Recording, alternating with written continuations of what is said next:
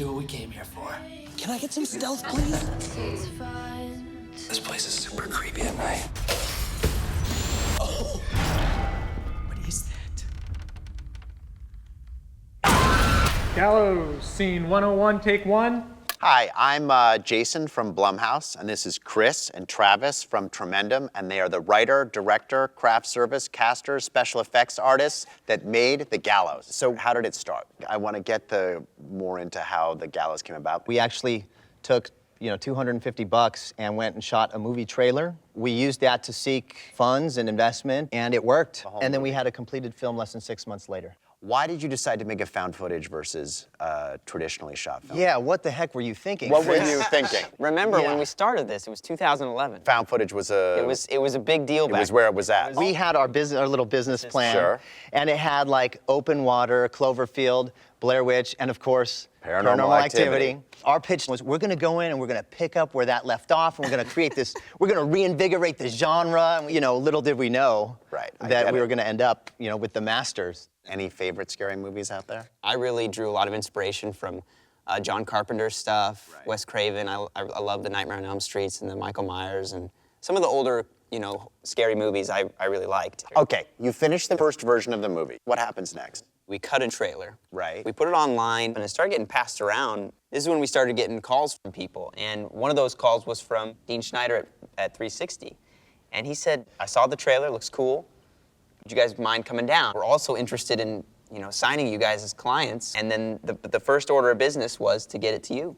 And we did a small screening at the lot. You kind of snuck into the back. You all snuck in, incognito. Yes, well, I like to be undercover. And the screening went well. You guys wanted to get on board. You wanted to help us take this thing and make it theater worthy. That old line. Yeah.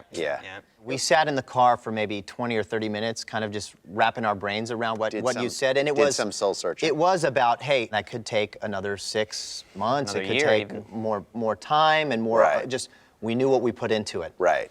And after thinking about that, we said, we want to make this movie, we want to get worldwide theatrical release, just like Paranormal did, just like Blair Witch did, just like these other movies did, and we want to do it. Yeah. So then what happened? We shot a bunch of new stuff, but a lot of the scenes from the original movie stayed in. It was probably about another year's worth of work at least. And then we had the distributor screening. Big crowd, 300 people there, and then all the distributors were represented, and that went really well. And that night we got an email from New Line Cinema, Dave Neustadter.